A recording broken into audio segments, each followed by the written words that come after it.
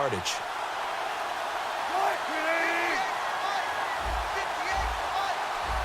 And they'll send the slot in motion left. On third down, Wilson. Out to the right here to Wilson. And he is in for the Seattle touchdown. Luke Wilson, 52 yards. And the Seahawks add on to their lead. I know guys who design defenses, they try to prepare for everything. But you ignore the guy who plays tight end at your own peril. Yeah, and he's like having another wide receiver out there sometimes, right? Exactly right, because they're such a matchup nightmare, and they're hybrid guys. Are they receivers? Are they big guys that block? How about the one we just saw there? Catch it and go. Run after catch all the way into the end zone. Hauschka now to send this one away following the score. This fielded a few yards into the end zone. And he'll take this one near the 25, call it the 26-yard line. The Jets offensive unit ready to get going here. And that last drive, a long drive, but not just that, they had a great air attack going. Do they stick with that? I would think that they would, because if they were confident enough to do it on the last drive, starting backed up in their own territory, why would you change anything? They've got to be confident about what they're presenting and continue to do so. Yeah, because the secondary, they really look clueless. And that was amazing because that drive went and went, no adjustments, and no big plays by the defense to knock the ball away.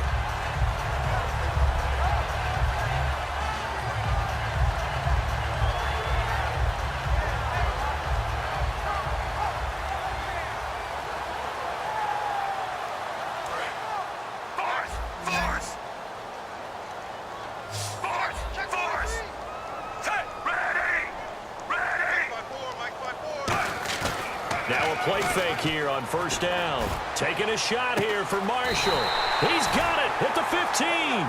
A big play there. Fitzpatrick to Marshall. 41 yards.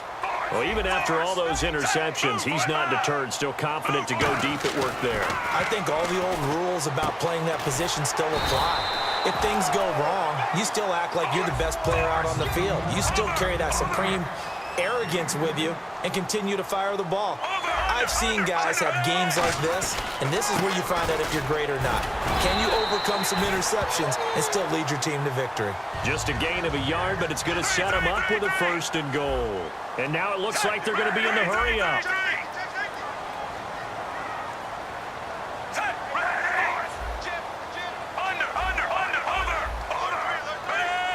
They'll come out in the pistol. Working out of the gun, Fitzpatrick. Got a man, it's caught. Touchdown, Jets. Eric Decker from 3 yards out. And the Jets are able to cut into this deficit. On those slants, everything happens so quickly. What makes it work? The timing between the passer and the receiver. In this case, a slant route ordinarily is probably about 3 steps before you go on the slant. In this amount of time, I think it was a 2-step deal. Boom, put his foot in the ground and got inside for the pass. Got inside for the pass, got inside for the catch and the score. All right, now a big 2-point conversion attempt still to come. Time running out here on the play clock. To throw is Fitzpatrick, and this one incomplete. So they went for the 2, they don't get it.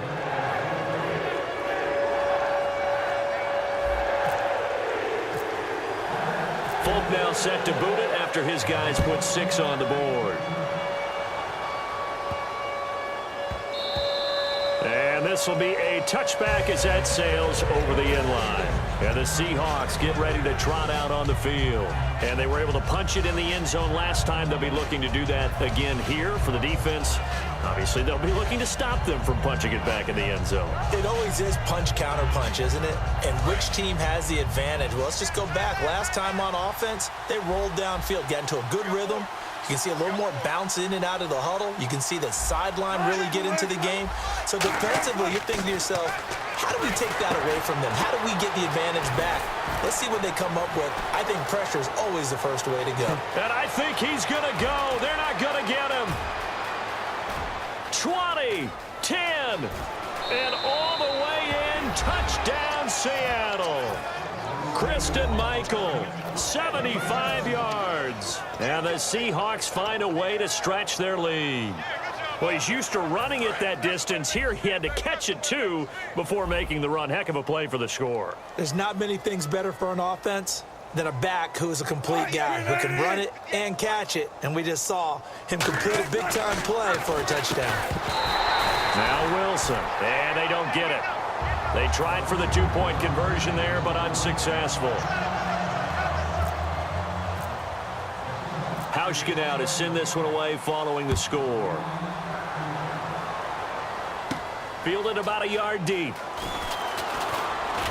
And he'll get it up past the 20 to the 22-yard line. And New York set to take the field. And that last drive, so effective in the passing game, resulting in the touchdown. Maybe not many people were focused on the trenches. There was good protection there. Excellent protection. So now defensively, you've almost got to get down to those starters blocks like you're a sprinter. Get lower than those guys on offense and find a way to roar through them or around them to get into the face of the passer. Easier said than done, though. Way easier said than done. But they've got to try something because right now they're just cutting him to shreds. And he's taken down, but not before getting this across midfield and just shy of the 40. There will always be a place for methodically marching the ball downfield. But when you can pick it up in big chunks and strike like that, have explosive plays, that's often the difference in winning and losing. Those types of plays that can knock a defense off balance, that'll drive a team towards a victory. And he'll get it down on the play to the 37. It'll be a gain of 6, and it'll make it second down. Looking to speed things up here, going with some tempo. Now a second down throw for Fitzpatrick. Smith catches left side. And inside the 20 before he's brought down. And with that last play, he's now up over that 300-yard mark. And in today's NFL, it almost feels routine. And I hate that when you talk about a 300-yard passing game. To me, 300 yards still signifies excellence, and he's achieved that in this performance. He was looking for Devin Smith that time. And it'll be 2nd and 10. Sometimes it looks pretty simple, batting the ball away. But oftentimes, there's some pretty good teaching and practice that goes into it. Being able to get to the receiver, not interfere, and get his hands through the football and knock it away. And that one almost intercepted. Far too loose with the football here. Nearly a 4th pick. And it's 3rd down. Not only did they drop what looked like an interception in the end zone, they blew a golden opportunity to shift the momentum.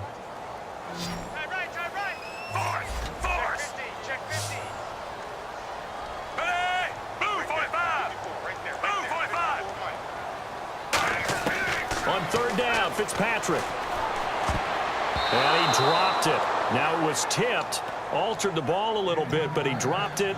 And now 4th down. While we're not playing 3 yards in a cloud of dust football anymore, I kind of get why those old school coaches sometimes didn't want to throw the football. Because if it's popped up in the air, it almost turns into slow motion, and both sides trying to get to the football, and you're holding your breath wondering whether it's going to go good or bad for your team.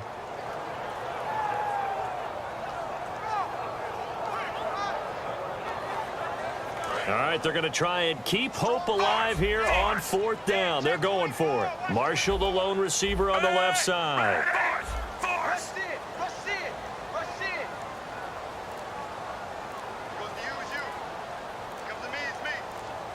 Play clock winding down. Desperation time. Fitzpatrick on 4th down. And this will be caught in the end zone. Touchdown, Jets. Austin Safarian-Jenkins from 19 yards away. And the Jets are able to close the gap just a bit. And it's good, so that will get them back within 1 score.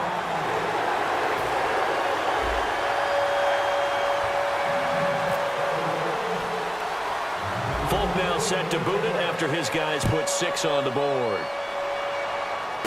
Fairly short kick, taking it to 14 here. Stays on his feet. And they're going to start this drive in pretty good shape as they get it up past the 30. The Seattle now ready to march out of the field. And last time the formula was pretty simple. One-play drive, long pass. That maybe they just want to do that again, right? And that's exactly how you want to draw things up. Whether it's on your grease board, right, in your playbook, one-play drive is exactly what you want on offense. Under a heavy rush, and down he goes. Time for a break. We're back to see what happens after this.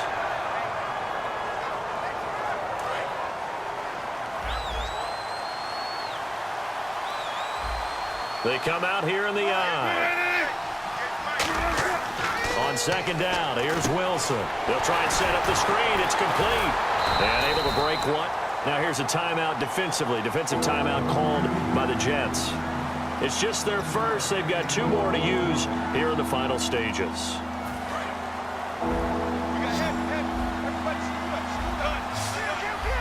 They come out with 1 back and 3 tight ends.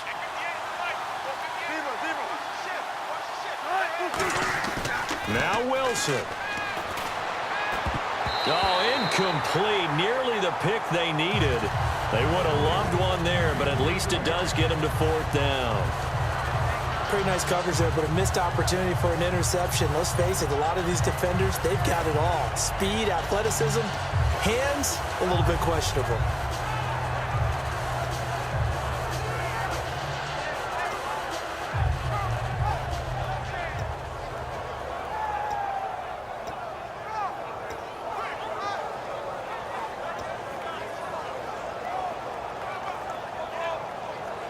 The offense staying out there. They look prepared to go here on 4th and 10. The Seahawks will go for it. It's Wilson. And that is incomplete. Boy, it looked like he had it and dropped it. And the Jets are going to get the football here in great field position. Now the Jet offense about to take over as they head out onto the field. And they're hoping to capture some of that magic they had last time out when they were able to put together a scoring drive. But they're still down here, Charles. Not the major concern, though, because of what you talked about. They scored the last time out. They feel good about themselves. They feel like their game plan is now in effect. They know how to attack and what plays they want to put together. But they've got to keep it moving in the right direction because, as you did note, they are down on the scoreboard.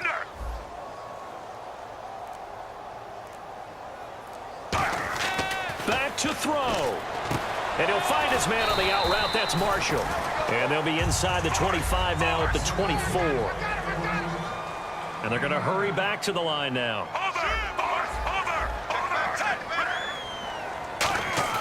Back to throw. Oh, there's that man again. It's complete. And he's brought down.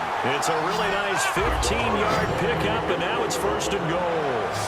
Well, it appears that they read man defense and went to the out route, and what you have to do on that one is the receiver's got to make sure he works the defender towards the middle of the field to give himself space to cut to the outside and have that ball delivered. Oh, no, he lost the football to Decker over the middle. And the offense will get this one back. Boy, that could have been catastrophic at this late stage of the game, but they avoid disaster. Forte, the lone running back. He's back to throw. Eluding the pressure right. And he's into the end zone. No flags. It's a touchdown. And now a 2-point conversion. And we'll be tied here in the final minute. Do they have one big call left? Here we go. Was one of my favorite announcers always used to say after a touchdown, give him 6. Now they've got it, but they need 2 in order to tie. This is why teams spend a lot more time on 2-point conversions because they've become more prevalent in the NFL. Big play coming now for the Jets as they'll set up to go for 2. Hey. 4 down. Hey, move, 3. Fitzpatrick going to throw for it. And no, it falls incomplete. So the 2-point conversion, no good.